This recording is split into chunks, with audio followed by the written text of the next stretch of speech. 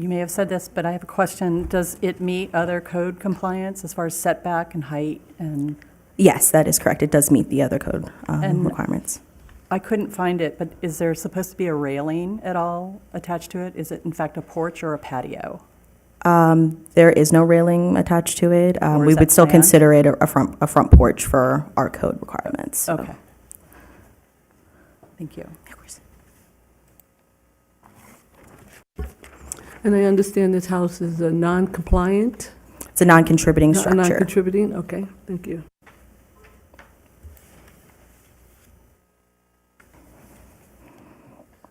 Does anybody want to make any comments?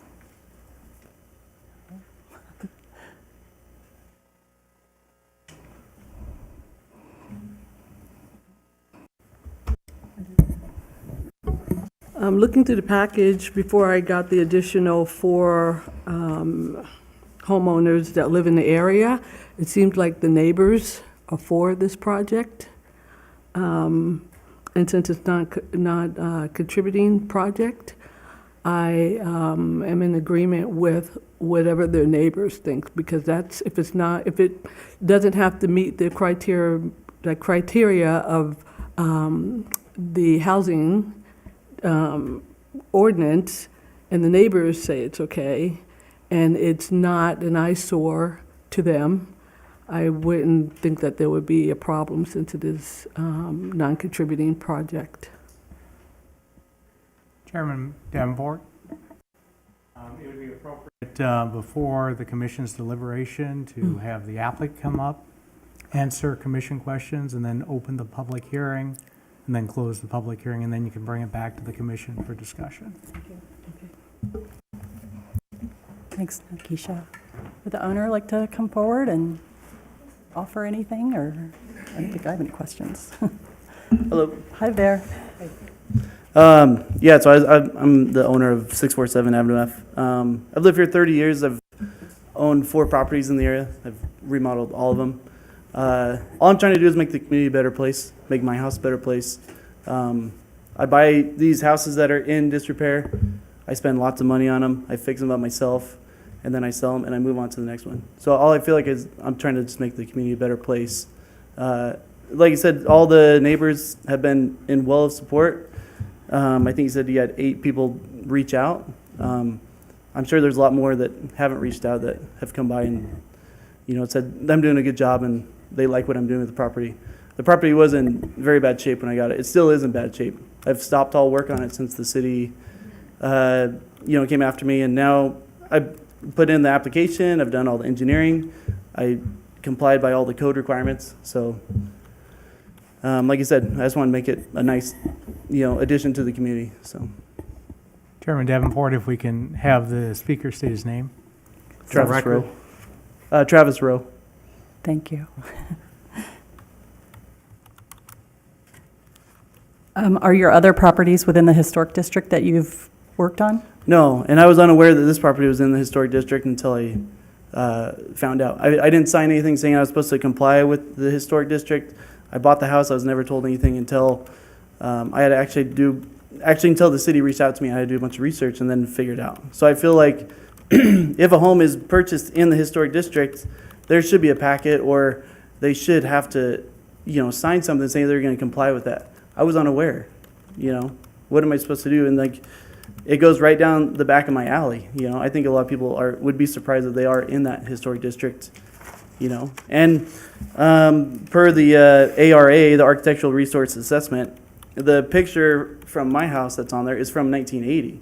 So it looks nowhere near what it looked like in the 1930s when it was originally built, and it's been renovated probably at least 3 or 4 times. And I'm just like I said, just trying to make it better. I guess I have a question for you. If you knew, or this is for future knowledge for the commission, and that is we're supposed to assist the community and homeowners within the historic district of what they should do, or offer some assistance. The city as well, of course, does that as well. But if you had known that, I guess, is that something you think that would help would that have helped you, or do you think that would help homeowners? Yeah, of course. to I didn't understand? know that I was breaking any rules. I built everything to code, you know. I tried to abide by the city code as much as I could, and Yeah. you know, built it the way it should be. But yeah, I didn't see any guidance, or you know, I didn't like I said, I just didn't know. So Understand. I have a question. sure. When you finish this home, are you going to live in it? Or Yes. you're going to live in it? You're Yeah. not going to sell it or rent it?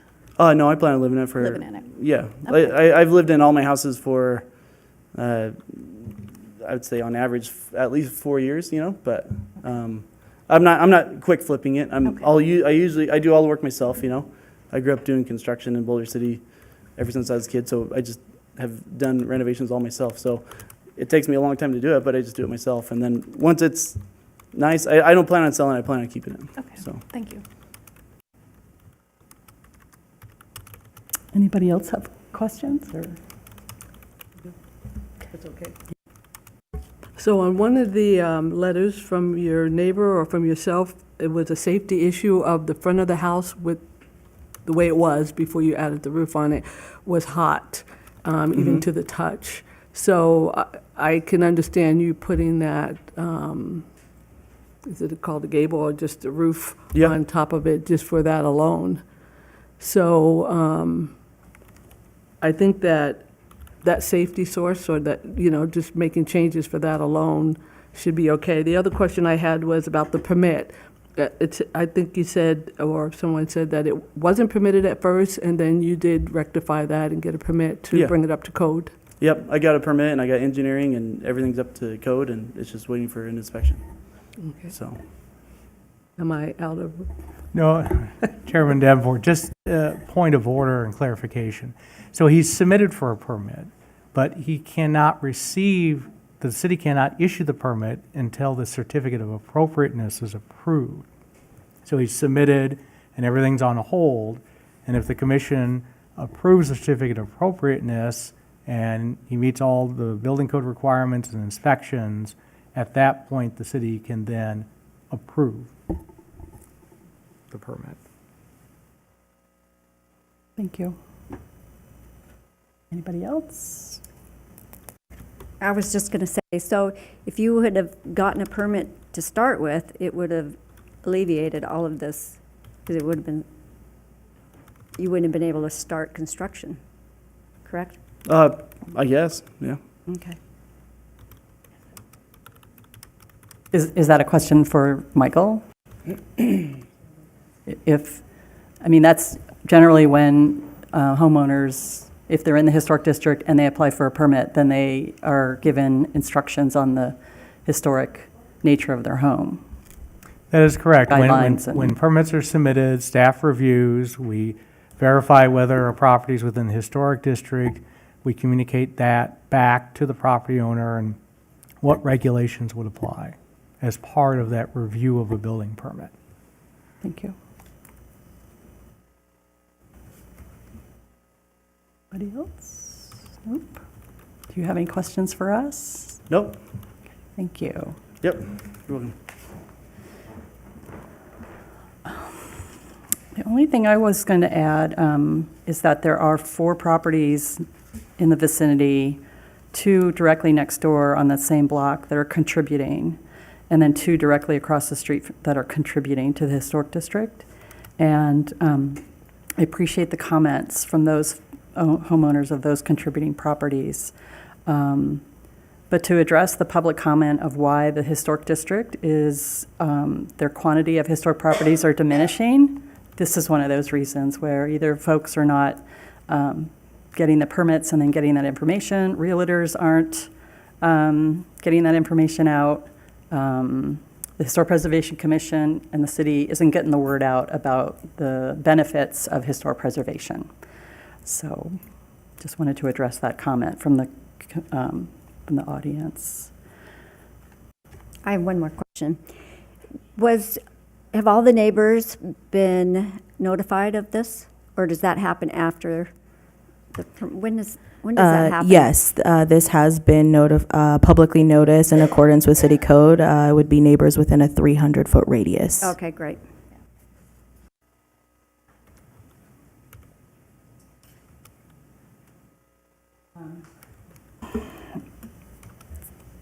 Do I have a motion regarding this? Chairman Davenport, we still need to hold the public hearing. Oh, sorry. That's right, thank you. Do we have, we now open up the floor for public hearing. Phone number is 702-589-9629, or there's opportunity for folks in the audience to come forward and speak. Thank you. My name is Bill Rowe. This young man is my son. I worked with him, I'm a landscape architect, and I worked with him to try and save that huge, beautiful tree that was in that first picture. But we cut so many roots when we were trying to do the grading. The pathway to the front door was offset, and we wanted to speak to the, I don't know, symmetry of the building and just bring that path straight out. And when we did that, we cut a bunch of roots, and then when we cut the driveway in, we cut a bunch more roots. It was my opinion that the whole thing would have fallen over in a big wind. So I think we made an effort to do that. Since it had to come out, he's planted 2 trees, and he plans on planting a couple more. I think he's trying to improve things. That's my opinion.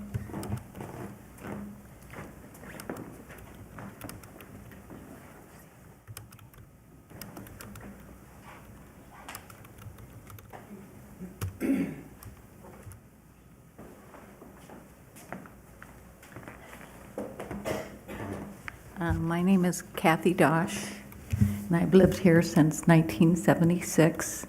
I would like to know when the historical, and I bought a house on Colorado Street in 2008. No one ever said I couldn't do something. I never knew that I would have to ask to do something. I wanted to keep my house. You know, the windows were already taken out. And the ones that weren't, I kept.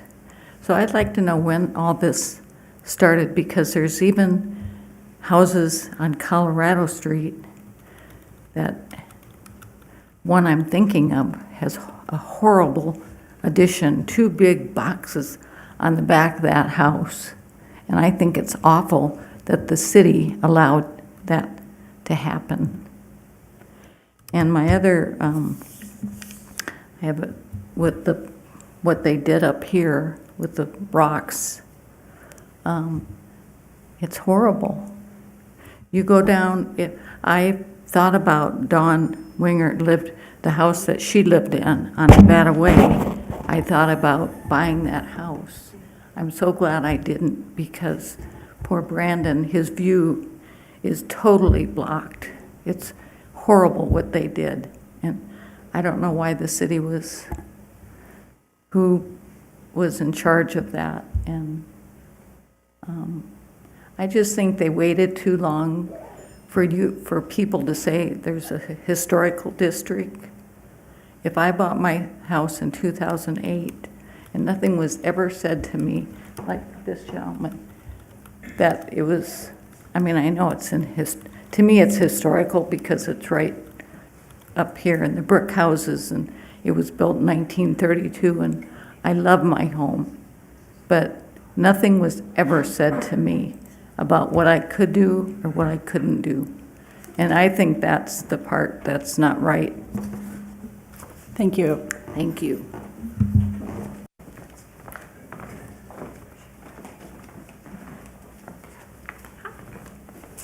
So my name is Robin Baker. We bought a house on Colorado Street in 2021. I think it was 2021.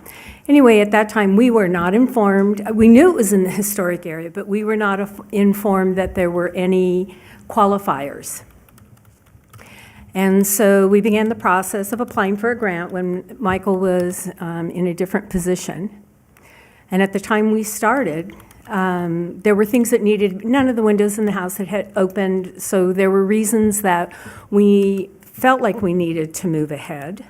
because it's a little challenging to live in a house that has no windows that open on the main floor. So because of COVID illnesses within the city staff and vacations, we started in May. Our request for a grant was not held until November. And between that time, we learned a lot about historical preservation, period. But the more important thing that I think applies to this situation is that you have hired an expert to create a document that gives the guidelines of how you're to look at houses and how you're supposed to make judgments whether they are historical properties or not and meet specifications. At the time we were going through the process, it was, well, I think, and our big argument was over windows. We had a picture that showed our windows as split, but they were not 6-pane. I recognize in the neighborhood there's a lot of 6-pane windows, but each house in that neighborhood theoretically was designed with special elements. And so our picture differed from Courtney's picture. At the end of the day, it was not worth the discussion because there weren't any firm guidelines. And when I understand the position that you ladies and gentlemen are in, that you have to go by the letter of the law. And when there is not a document that specifies exactly what the letter of the expectation is, how can you make judgments? So I empathize with you guys because nobody came and told us. And we talked about at that time, if Blair will remembers, I'm sure it's frustrating, that the realtor should inform you. Or when you go to the city, somebody should inform you. But nobody does. And you're expected as new individuals to the community, so I'm surprised that these guys have lived here so long, and the information still is not available for public knowledge. And I don't want to point fingers, but I'm hoping that this year, maybe you guys can make a change with that, because these houses have value. That historic community has value. It's a beautiful, beautiful area. Not every house has the opportunity to be as beautiful as it once was, and it doesn't appeal to everybody. But if you can maintain it to some degree, why do we not do that? That's my question. Why do we not do it? It is not difficult to share information. Employees of the city share information about permits, what you can do, what you can't do, the timelines, and they don't choose not to share information, but there's a lot of information that is not shared. And I don't think it's their choice. I think it's lack of knowledge or opportunity or time. But those are all things that can be taken care of and should be addressed. So I'm assuming that this is not the time to talk about the rocks. Is that right, Blair? Correct. I'll be back. Wait till the end. Thank you. Thank you, Robin.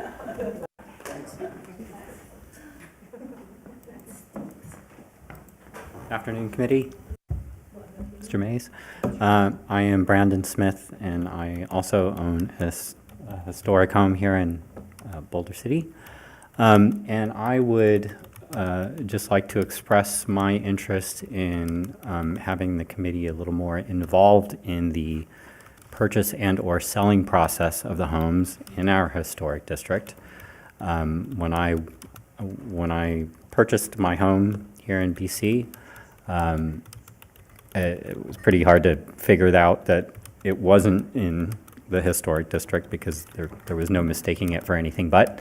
My agent, which I didn't have at that time, but I did have an agent trying to procure other properties in the city, which were also in the historic district. But there was no direct correlation between choosing what may or may not have been in the historic district, a home that was or wasn't contributing. So I can sympathize with your lack of knowledge of knowing that it was in the historic district. I had to actually go through the process, and I've done all I can do to actually try and find out more about my homes. But it wasn't readily available. I think that maybe we need to engage our real estate agents a little more directly and make sure that if maybe you just make it a thing that once a week somebody scans the MLS and sees what homes have gone up for sale, and then, oh, hey, that's in our historic district. Hey, that's contributing or that's not contributing, and reaches out to the agent. And so the agent is very well aware of how they can portray the home that they're trying to sell. Because you wouldn't know otherwise. Nobody seems to hand that off. I've been here years now. I've never gotten a packet from anything to do with the Preservation Committee unless I've requested it myself. And I think that's a bad precedent to set. Probably everybody who walks into town, and certainly who is purchased within the historic district, should be handed like a little, hey, welcome to Boulder City thing. Hey, lucky you, your home is in the historic district. It is or is not contributing. These are the rules and regulations to do with the purchase of your home. Sorry if you weren't aware. Your agent should have been a little more on top of things. Here you go. Or I'm sure you're going to be happy with your historic home. Please continue to maintain it in a way that helps us preserve our historic nature of the city itself. And I think until that time comes where you guys are actively engaging new individuals in town, or even not new individuals in town who are purchasing in the historic district, I think you guys really need to throw that down and make that part of what you guys do. Because otherwise, people are going to do what they do. They don't know. Ignorance is bliss. And you've lost another home off the list. And I think that doesn't serve anybody. It doesn't serve the homeowner. Certainly doesn't help preserve our historic nature or our historic designation. Thank you. Thank you. Hi, John Madrid again. Tagging along with what Brandon was requesting, I actually have some experience in real estate as a broker. And I would ask you if you guys could put a motion together and create a document. You could say, we want to create a document which will include two things. One, a map of the city, and then the specifications for a historical home, which you probably already have in stock, okay? But once you did that, if you created that document and then distributed it, because there's not that many real estate brokers here in town, but you could distribute it to the MLS, and they could distribute it to the individual brokers. All right, and then what would happen then is anytime anybody buys a home in this Boulder City area, real estate brokers and agents have a responsibility, and it's called disclosures. And if they don't disclose something, then that's big problems for them down the road. So maybe that might be a solution so that, here's the guy right here trying to fix our city up. And guess what? You're messing him up. You're costing him money, and it's not fair to him. So, that's what I'm going to ask you guys to do either tonight or soon, and say, hey, we're going to create a map and a document, give it to local MLS, and say, we need some disclosures. Thank you.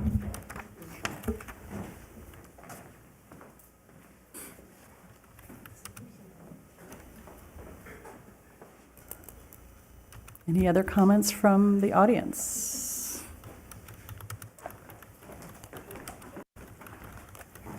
I'm Brian Sargent. I've been a longtime resident of Boulder City, and I just want to say that I love our little town. I love our limited growth ordinance, and I hope we can keep it that way. But, I think we can say that probably 80 or 90% of Boulder City is historic. It's kind of unique. But as time goes on, you know, I just don't like that a certain few individuals can say, all right, this is what we like, you know, this is what we want for everybody. And, you know, I think we just need to, we all can interpret what's historic in our own different way. You know, I think historic is old stone buildings and old block buildings, but wood stick frame buildings, you know, people can interpret what's historic to them in their own way. So I think it's great when we upgrade homes. A lot of homes are old, and like Travis is trying to do, you know, he wants to make the community better. So I'm for certain changes, but, you know, we just need to keep an open mind, and that's all I have to say. Thank you.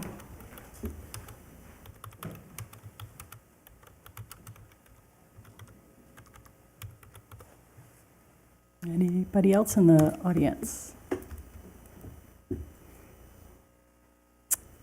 I will close public comment. And now we open it up for additional discussion, if necessary. Okay. I believe you had a question. Can we require agents to give that information? Wait, that your mic wasn't on, please? Can we require the agents to give that information? Because that would be absolutely helpful.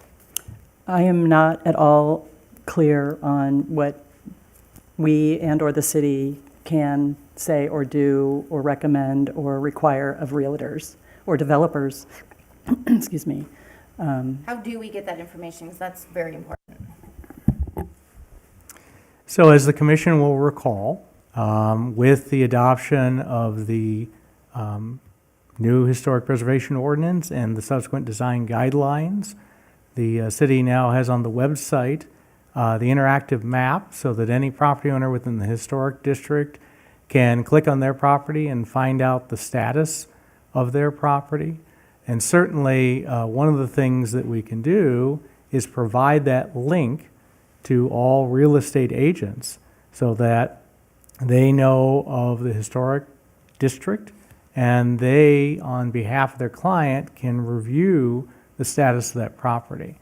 I'm not aware of anything that would allow the city to require a real estate agent to disclose that information. But certainly, we can make sure that they have that information available. I do know that there is training for realtors on historic properties, and I'm not sure if that's a requirement of maintaining their license or not, or if it's an elective. I do know that there are municipalities in this country that offer trainings for realtors that I've had conversations with city staff about, and inviting, having maybe some kind of a workshop or an open house just for realtors to go over specifically what's historic and the criteria for rehabilitation and recommendations for preserving, homes within the historic district. And I still think we should do that. But there's more too. I mean, we do have Historic Preservation Day. There's Historic Preservation Month. We could definitely work to do more to get the word out to the community. I like some of the ideas that have come before tonight. Have been excellent. I think those are some really good things to consider.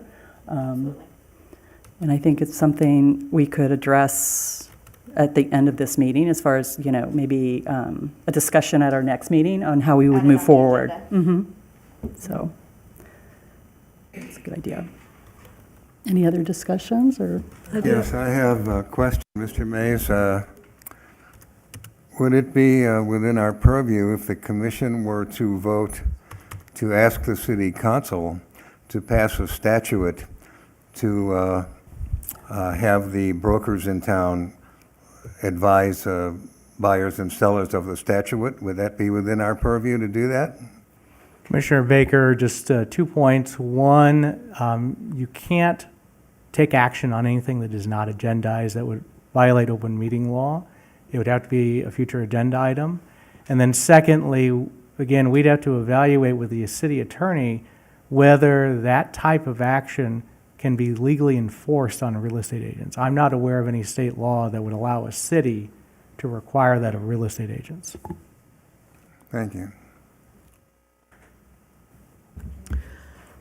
Yeah, the map that we have on our website, has that been put out to the community, like through the utility bill or anything like that, so they know that there's now an interactive map of the historical area? Yeah, the communications manager for the city has been promoting that through various mediums about that availability. But again, we can do a direct target to real estate agents. Okay, that may be helpful.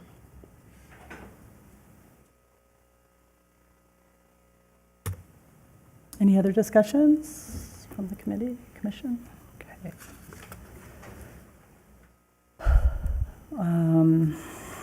Do I have a motion to approve or deny this request?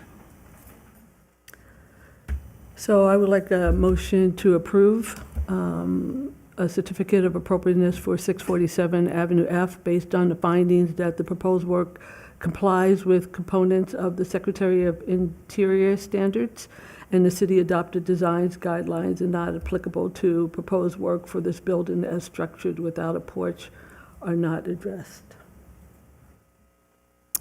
Do I have a second? I'd like to second that. Anything up for discussion? I have a question. Could I offer another approval that states that I approve the certificate of appropriateness even though the proposed work does not comply with the Secretary of Interior standards or the city's adopted guidelines, because the project does not? You're asking to modify the motion that's on the table. Yes. That would be up to the person who made the motion and the person who seconded it, whether they agree with your modification. Okay.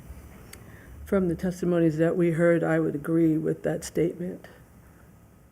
So are you making a motion? I am making a motion to add that statement in. Do I have a second? All those in favor, say aye. Aye. Aye. Do I need to repeat what I said? Okay. Thank you. All right, where are we now?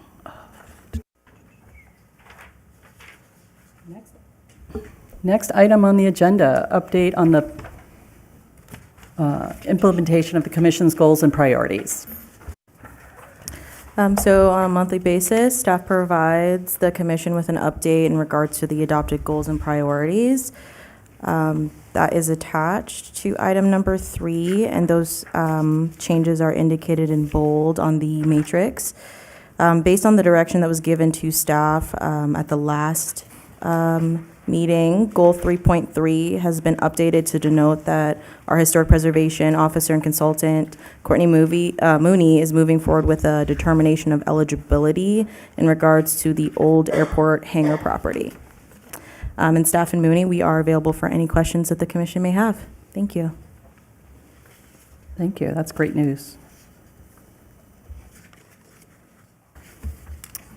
All right.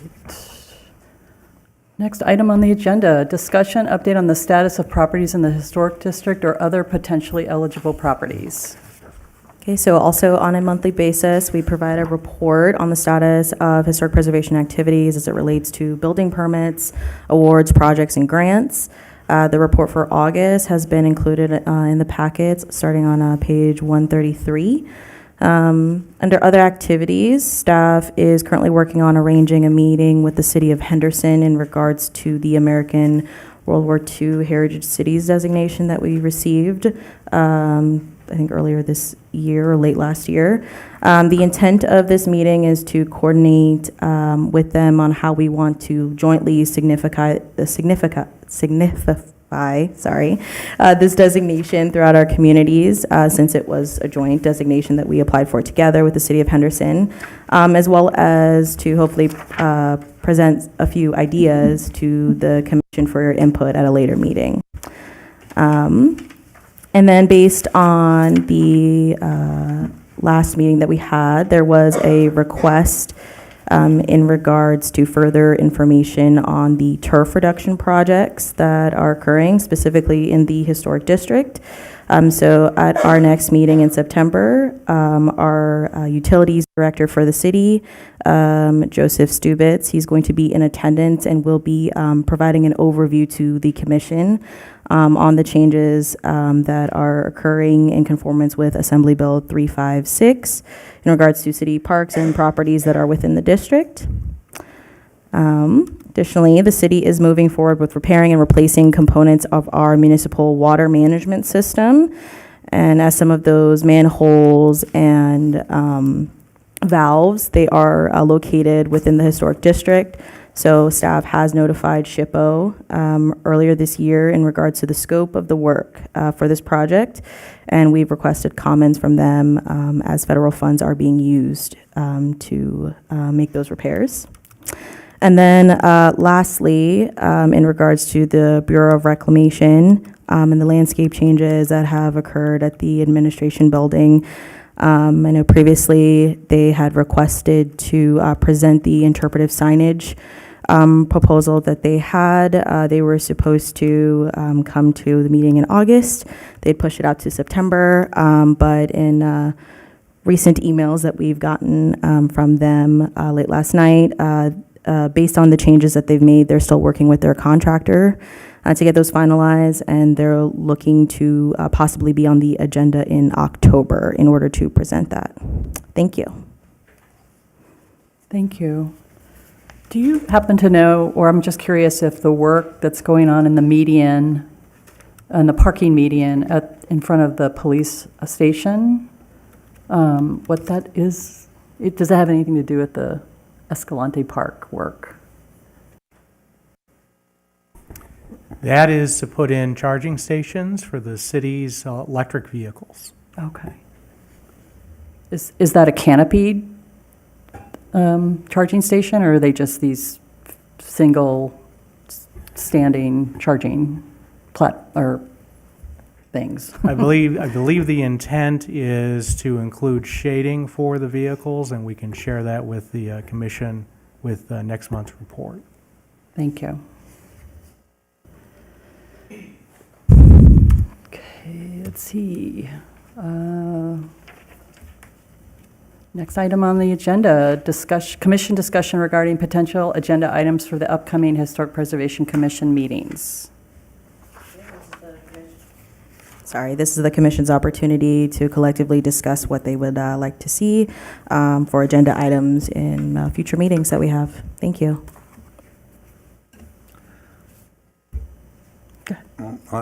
I'd like to suggest that we discuss what I mentioned earlier, a two-prong approach, that we discuss possibilities of informing homeowners in the district in a more direct manner than we currently are, and at the same time come up with a question or a proposal or what have you for the city attorney to see if we could, in fact, if the city council could pass a statute that would notify brokers within the city limits of Boulder City.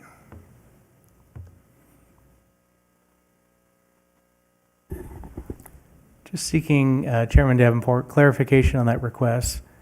You wouldn't need a formal action by the city council to inform real estate agents. We can do that. If the commission's intent is to somehow obligate real estate agents to disclose, that is where I would need to consult with the city attorney. And again, I don't believe there is any state law or local authority that could obligate us to require real estate agents to disclose.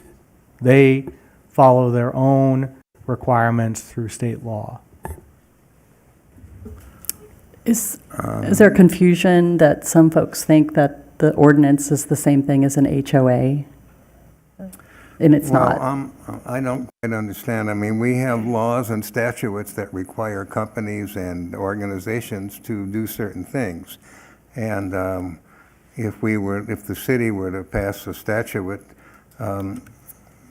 obligating brokers within the city limit to do certain things, certainly I think that would be within the purview of the law.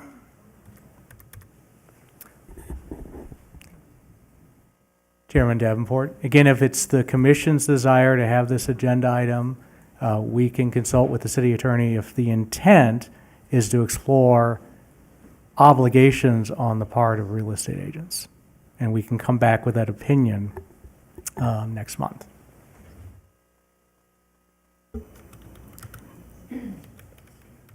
Anyone want to add to that, or I think we do need that discussion. Absolutely. And I guess just to be clear, or to add for clarification, if we are requesting that the city attorney address if there is an obligation on the part of the city, or on the part of realtors to divulge historic preservation requirements, or... Well, it would be, I mean, apparently there is no obligation now. We would be asking the city attorney if it would be appropriate to have the city council pass such a statute.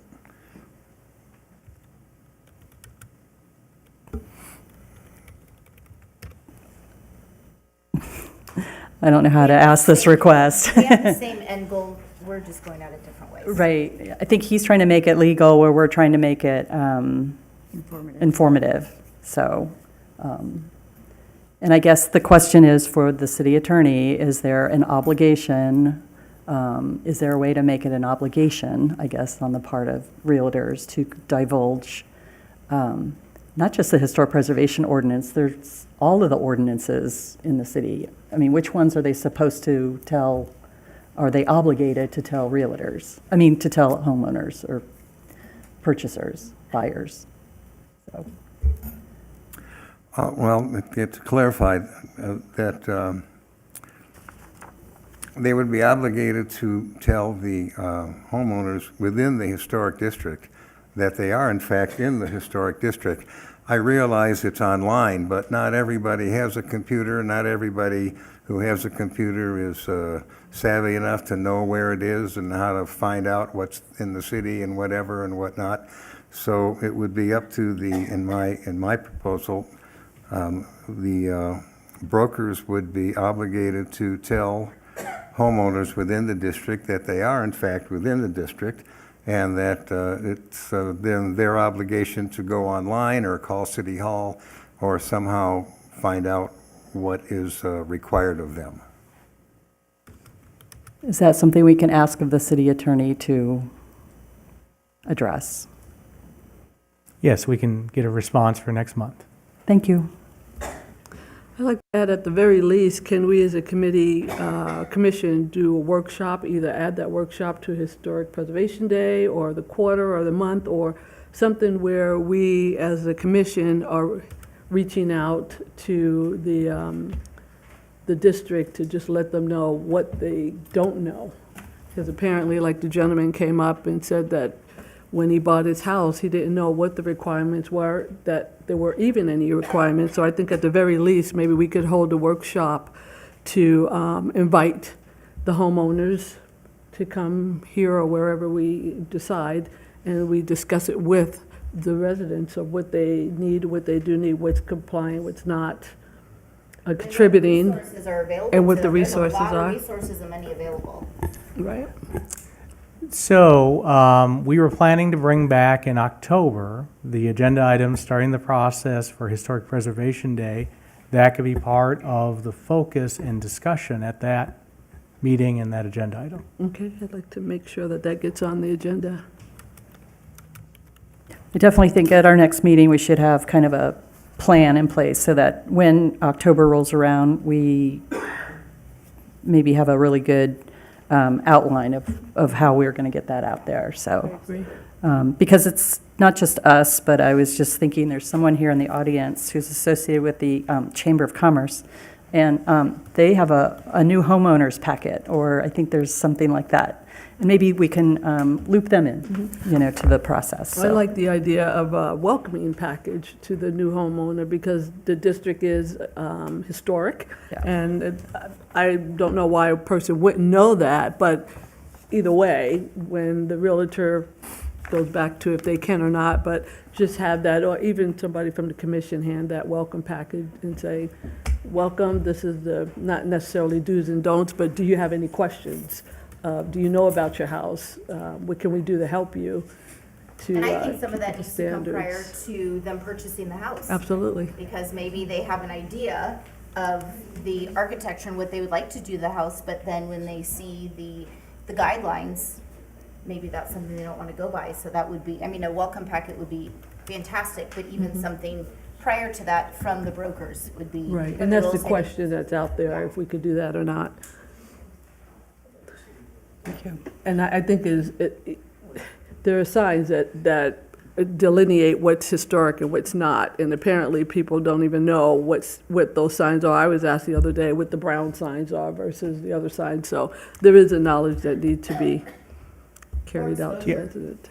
Yeah, so certainly the commission will put an agenda item next month so you can discuss this item. Even more, Yeah. okay.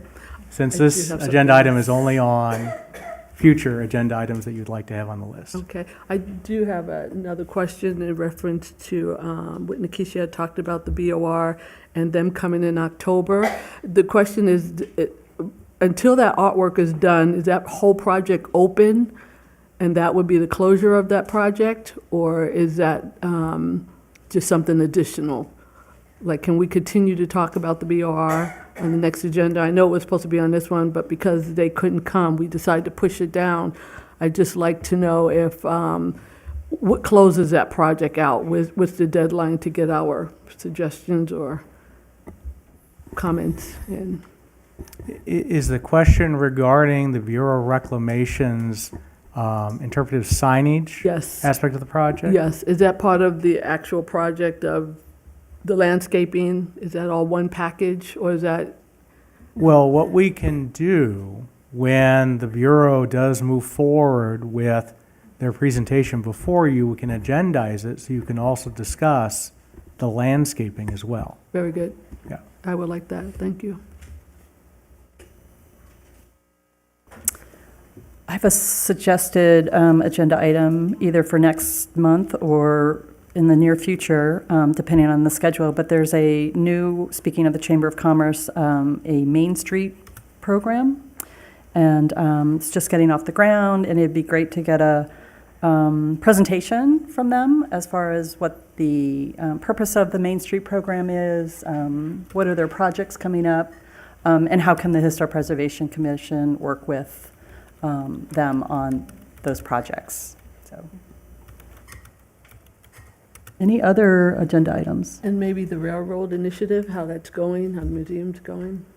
Is that a separate agenda item, or? I would think that would be separate, So, yeah, since and maybe, he's normally here, yeah, railroad, an update on the railroad project. the museum. Sounds So great. just to clarify, at some future meeting, presentation by the Main Street Group to the Historic Preservation Commission, and a presentation by the Southern Nevada Railroad Museum, which we happen to have a non-voting member of the commission, could do a presentation on the status of the Railroad Museum project. Yes. Thank you. Okay. Any other potential agenda items for next month? Okay.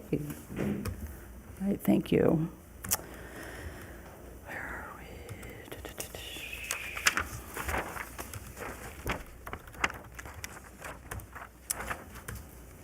we? All right, now is the final comment period for the evening. The public may call 702-589-9629. And there's an opportunity for folks in the audience also to speak.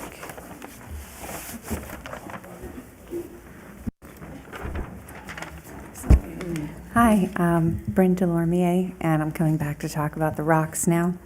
So this is up at the Bureau of Reclamation Admin Building, and I'm sure everybody's seen, hopefully walked through it already. So rather than get into the major things they didn't do, I think you said they'd be here in October to address us. I just wanted to go over a couple of things. I've been walking up there every few days at night since they've been done with the garden project, allegedly.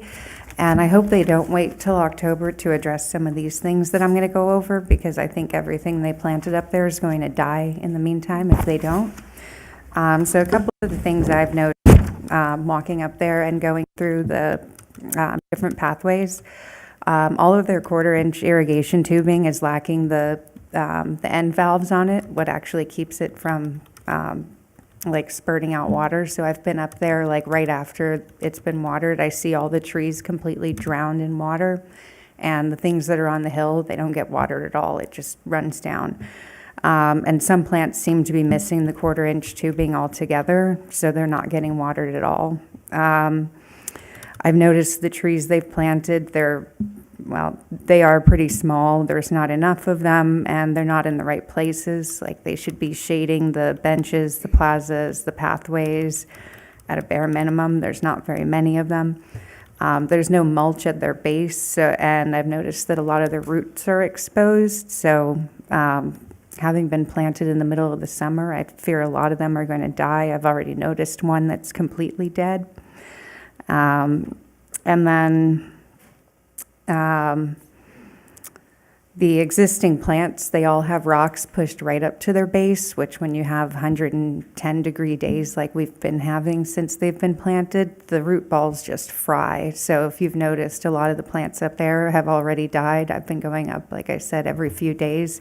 Every time I go up, I notice more and more plants have died. So hopefully that's something they can remedy before October, before everything dies, like rake back the rocks and put some mulch around the base of them. Or they could even add living ground cover, but just mulch would work. If they leave it like that, everything will be dead by October with the weather that we've got in the forecast for next week, for example. And hopefully they can eventually plant more. They can do that in the future. And then those are the small items. I think that could be fixed really easily and within a couple of days without a lot of money. Hopefully they plant more trees and plants eventually when the weather cools down. That can be addressed with them in October. But and then also the 2 larger items that I wanted to add: when you walk up that hill and take the left to go to that plaza with the Joshua tree in it, you do notice that, I'm sure everybody's noticed, those 2 large hills on either side of rocks that block the view of the building. Hopefully in October they can level that out a little bit so the building itself is more visible from, Park Street, I think. I think everybody probably agrees with that. And then I've noticed when I go up there at night, a lot of times I find pretty large rocks in the pathways that have fallen down the hill. So a lot of those hills are graded pretty steep, like the ones that actually go up to the building. Those are graded pretty steep. We haven't even had any hard rains yet, but I could imagine when we do, those rocks are all going to come tumbling down. So I worry that's a safety issue, and it should probably be graded at a less harsh grade. So those are the comments I've noticed. It's sad that it didn't come out like the design, but that's realistically what I hope they can address. So I think I emailed that to a couple of you with some photos that I took. So hopefully that can be sent to them. Hopefully they can address some of it. So thank you.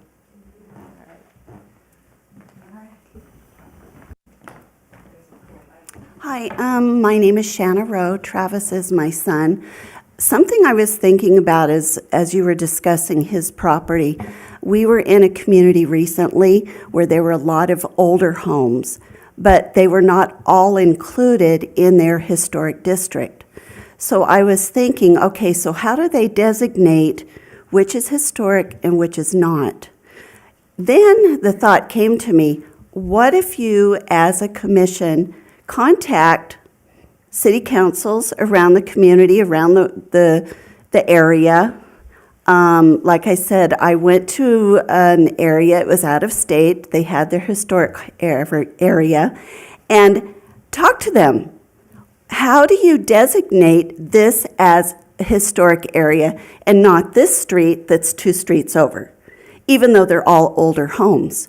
What are some of the criteria that you use to designate it a historic home? And how is that information given out? How do people moving into that area know that that is a historic home and what they need to do if they are purchasing that home to continue to make it a historic home? Just an idea. Thank you.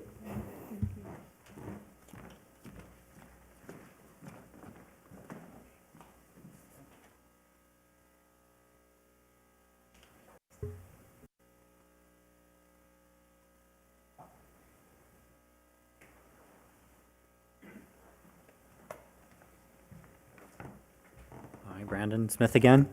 I have some photos that I might like to share with the committee, as there's seemingly no other way to get them up or represented. If I can just pass them along so that you guys can see them as they go by, it would make a big difference, I think. I have a few photos, which I'll just hold up for you really quickly. This was the original rendering for those at home who have never seen what the BOR's vision for that building was supposed to be. That's the original rendering and the only one that was actually shared with the city and the city council and the Preservation Society originally, before they screwed it up into a little ball and threw it out the window. This was taken by a drone about 2 hours ago, and this is what we got in place of this. So pretty stark contrast between the two. Maybe one day they'll be responsible for giving us what we asked for, or what they told us we were going to get. And in compliance with much of what Bryn said, I'm over there every day. It's just not a happy place to be. I'll show a couple quick photos again for the viewers at home. This was taken about 2 hours ago. Again, this is one of the 8 benches that are in the park. The seating part of the bench was 140 degrees, taken by a thermal camera. So not a very inviting place to go sit. Again, after last night's meeting, I took pretty close note as to the shading of the 8 benches that are in the park. There is no shade to any of the benches. Currently, maybe 10 years from now, half of the benches will have some shade. The other 4, there isn't a tree within 20 radial feet of the benches, so they'll never be shaded. And with global warming, maybe that 140 will be 160 or 180 degrees sometime in the future. To go along with my specific issue is I'm at 304 Nevada Way, for those who don't know. This was the thermal photograph taken from my home yesterday. You can see the mound, one of the mounds that Bryn was referring to in her speech. The thermal signature of that mound was 145.9 degrees. Just for reference, and all these photographs kind of collaborate what I'm saying. After last night's, I was present at last night's council meeting, which ran pretty late, you guys all know. I ran out, took some thermal pictures afterwards. It was 118 degrees after the sun had been down for 3 hours. And you can kind of see the difference. You can see the BOR building in the background here. You can see there was 118 degrees over here. The grass, a beautiful 71 degrees. So I'll let you guys just mull over those real quick. But I think what we need to do as a city, as a committee, as humans, is make sure the BOR is held accountable to both their promises, and they should really want to do the right thing by the city. It doesn't matter if they're a federal agency, they work for us. That's our tax money that they wasted. And quite frankly, if they wanted to make it look like the landfill that it looks like, I'm sure they could have done it for a lot less than $4.5 million and taken 15 months to do it. I think they owe us, as the historic city that we are, to bring back the historic character of that building that we've been looking at for 100 years, that they completely assassinated with their vision of, I don't know, the moon or whatever it is that they were trying to accomplish and signed off on. Like Bryn said, half the plants are dead already. I can't see them making through another couple of weeks if we hit 110 degrees again. Rocks are falling down. They haven't. There's no part of that site that seems to be off limits. You're going to get kids in that park that are trying to climb the small mountains of rock. I'm sure there'll be some broken ankles and maybe broken arms. But at the end of the day, again, the BOR, they fed us one thing, they've given us another, and it's time to hold them accountable. Thank you. Thank you. Also, just really quickly, I think it would be amazingly cool if Jill would like to get involved in this, is to maybe get some funding and just do literally a little welcome to Boulder City film that highlights some of the extraordinary features of Boulder City, not just at the historic district, but as a whole. I mean, this is one of the most important cities in the Western United States. I was quite unaware of just the magnitude of the importance of Boulder City was until I got here and took an interest in it. It's such a fascinating story, and I fear that people who are coming here from other places just have no idea, and maybe they do or don't take an interest when they get here. But maybe it's something that we could produce and make 10,000 of them, and every time a home goes out for sale, just have it as something at the, you get, hey, sign in for your sign-in sheet when you're walking through an open house. Get one of these super cool videos, because I think whether they bought that house that they were looking at, they might end up with something else going, wow, what a cool place this is. Thank you. So I'd be happy to appreciate be that. a part of that. Thank you. Thanks a lot.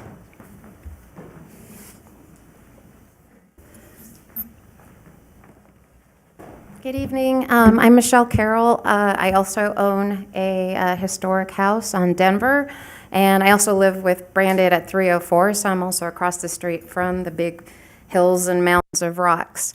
Just to piggyback on Brandon and Bryn, the heat that comes off, you can see it on those the visual of those pictures is pretty amazing, but if you just walk over there, even in the evening, as we did last night, you can feel, even with the sun gone, you can feel the heat just radiate off of it. And then as soon as you walk over across the street to the park where it's all green, the temperature just goes, it comes. It's so palpable. It's really phenomenal. Also, when we moved here, beautiful, everybody knows, green, clean, beautiful Boulder City. You drive through that main street and you see, the beautiful sign, historic Boulder City. You come through this amazing, adorable, cute little town with the restaurants and all that, and you drive past it, beautiful green park, and then this big brown blob that blocks the building. You can't even see the building anymore, and that's driving up. The first thing that you see is just this big mound of rocks. You don't see the benches or the little thing that they try to, the landscape, nothing. You just see big rocks. You don't see the building. It's an eyesore. It's like Brandon said, it's not what we were promised. The picture that they promised us was this relatively attractive desert scape that had trees, that had some green in it. And that is so not what we got. And when we started off, you didn't have these two big green hills, two big brown hills. We had, it was this beautiful green landscape that you could see the building from every angle, and now you can't. So it's an eyesore. It's not what we were promised. We need to hold them accountable. But even eyesore, just the amount of heat that it's throwing off just onto the city, onto our homes. Our homes are now that much hotter, all the ones that are surrounding it. Nothing good has come of this. And I just want to join the other voices. And all the voices, thank you for everybody who signed the petition so far. That's growing in number. At the very least, we just want what we promised. Thank you. Thank you.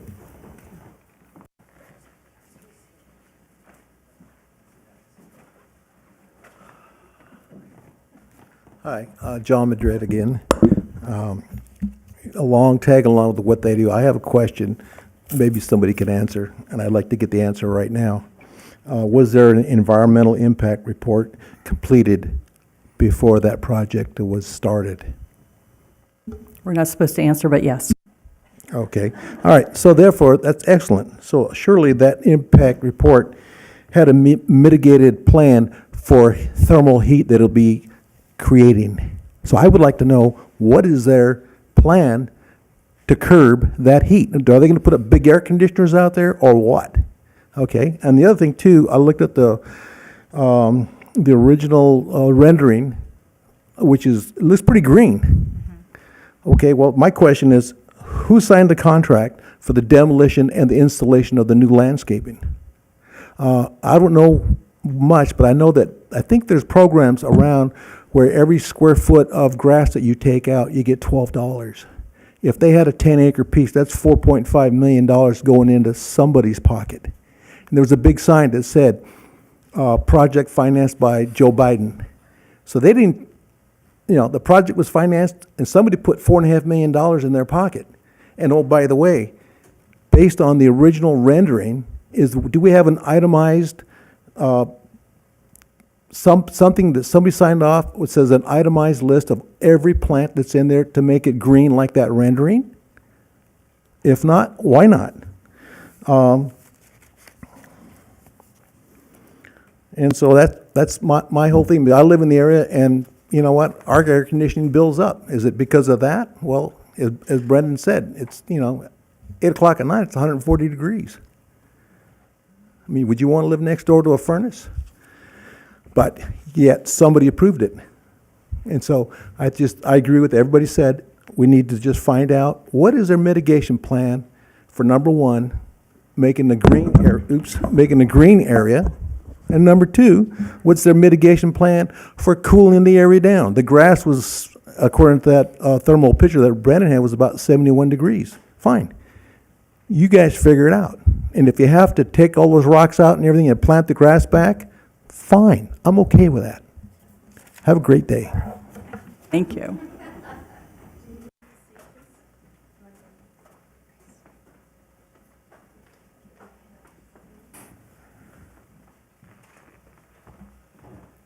Jill Hagan, Boulder City Chamber of Commerce. This is the first time I've come to your meeting and had to leave with a to-do list. So thanks, Ms. Blair, and happy to do that for you too, Brandon. And so I'm so grateful that we have so much passion and that there are so many people who are paying attention. They want to do the right thing, and they like to see the right thing done.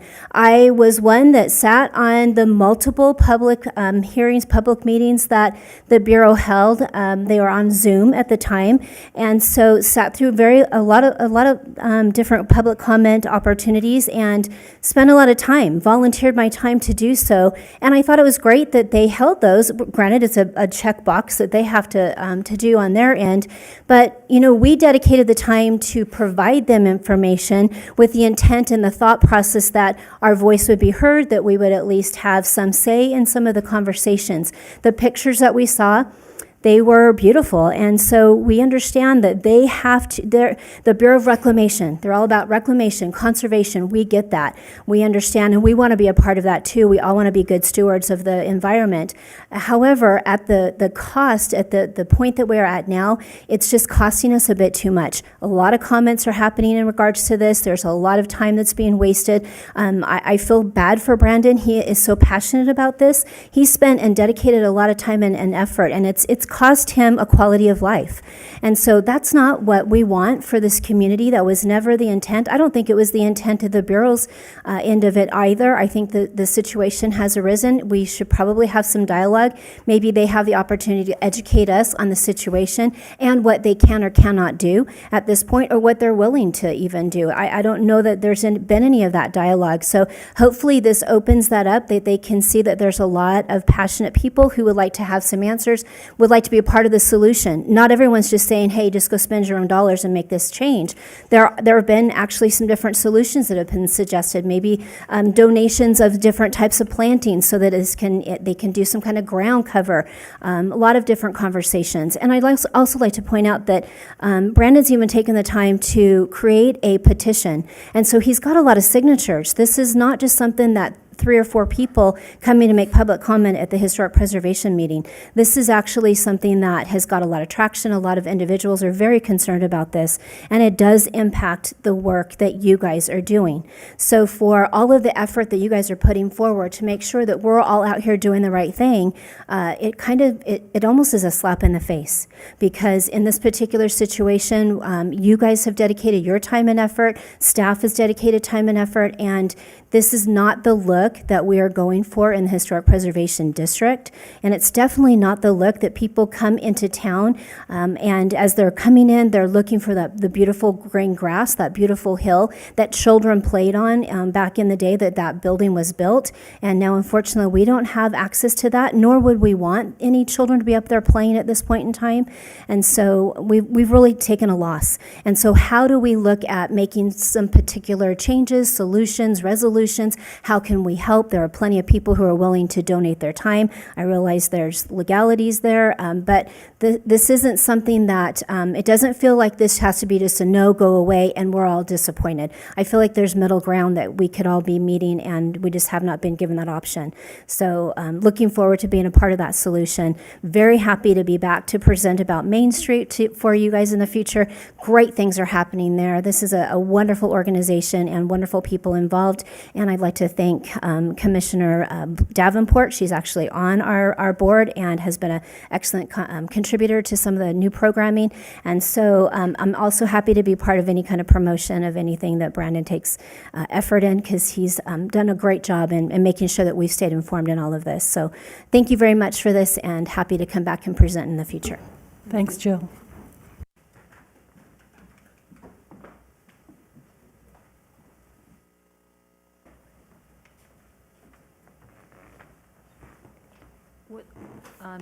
Kathy Dosh, no one answered what year that the rules came about as far as the historical. If I bought my house in 2008, nothing was ever said to me. We're not supposed to answer your questions, but it was 1983. Okay, and I really believe, and I love Boulder City. My kids were raised in Boulder City. They've all graduated high school here. But I almost think it's too late to, I don't know how, and I'm not blaming anybody, but I just think the historical district should have been, there should have been some rules a long time ago. Because now, what I've gone, my daughter lives in Minden, and Gardnerville is there, and I've gone to historical districts, and they're beautiful. And when people have been able to take out their lawns or build up some crazy thing, or it's not the same. So I don't know what you got. I wish there was not only telling the realtors, but there has to be some guidelines. And if nothing is, if you're not told until, like Robin, I mean, they've been there 3 years. and all the trouble they had trying to do things to their home. And I think nobody ever said a word to me. So I don't understand. Thank you. Thank you. So, my name is Robin Baker, and I don't want to belabor the issue, but I do want to add my voice on two issues. Number one is the historic, because I'm historic district and the expectations of people who buy homes. Because when you buy these homes, it would be easy to take everything out and put everything new in. But if you choose to try to live with your home, I mean, the electricity is an adventure, the plumbing's an adventure, you name it, the house is an adventure, but they have such value. And the green aspect of the historic district is one thing I would like to speak to, because I remember coming, I did not grow up in Boulder City, but I remember coming to Boulder City, and that was one of the beauties of it. It was a little oasis in the desert. And you came to Boulder City, and there was just that unifying concept.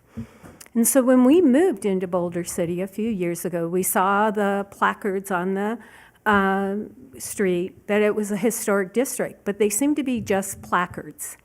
And the city does not fully appreciate the beauty of a historic area. But when you put words up, once words are out there, they should have meaning. And so I'm very heartened by this commission that possibly you'll have your moment in time when you can get the momentum to make a change, even, no matter how small it is. We happen to live on the corner of Colorado Street, and so not that our home has lost its value as Brendan's has. And I say that with a very sad heart, because if I lived across from a rock pile, I don't know what I would do. But, you know, for me, the problem is it's to our left. And we spend over a year with dust in the air every single day. Everybody who lived in that area lived in a dirty air.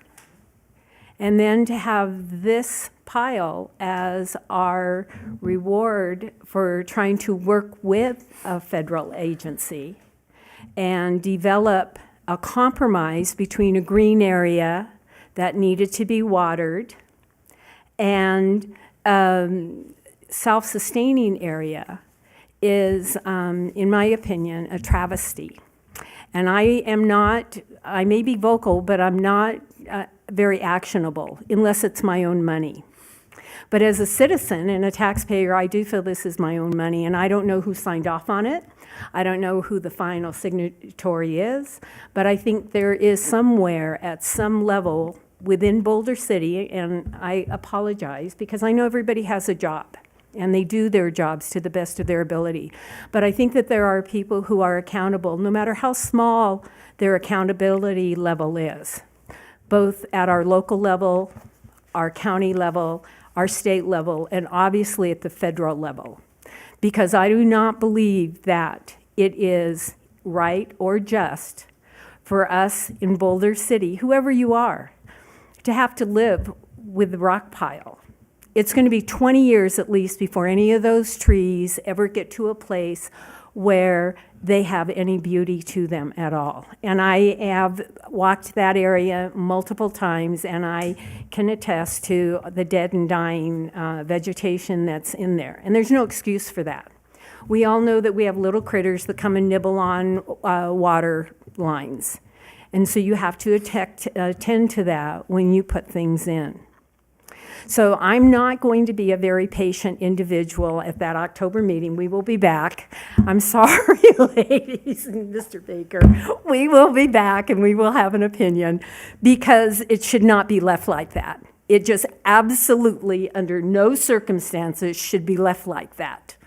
And I'm going to become more participatory with Brandon, whether we have to write letters or to whomever we have to write them. But I think everyone who is in Boulder City should want that similar beauty of the small community that is available. And now that I know those benches are so hot and radiate so much heat, I'm furious. But anyway, you ladies and Mr. Baker have a lovely evening. Thank you so much, and have a good one. Thank you.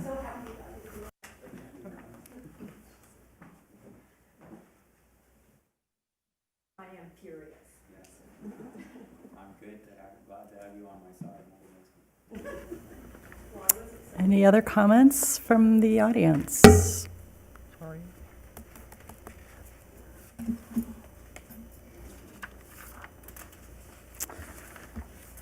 Hearing that there is, sorry.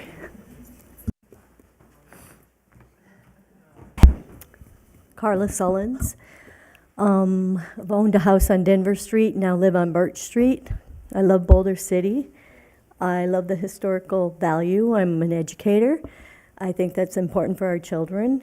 And to look at that building, or to not be able to look at that building, is horrible. When I come up that business route of Boulder, the Boulder City Highway, all I see is this big mountain, and it's disgusting.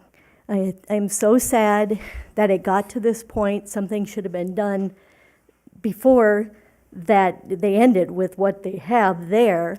It's not right. I just really hope that something can be done. You can't even see that beautiful building. There's historical value to that, and it's gone. My husband and I had considered buying Brandon's home too when we were on Denver Street, and I am so thankful. We walk this historic district all the time, my husband and I do, and we are just so saddened by what has happened. It's wrong. I don't know, it's a government thing. I know that Boulder City, I don't know what we really can do about it, but I sure hope something can be done, because it's disgusting to look at that building. We don't even want to go to the park anymore because of what that looks like. So, Thank you.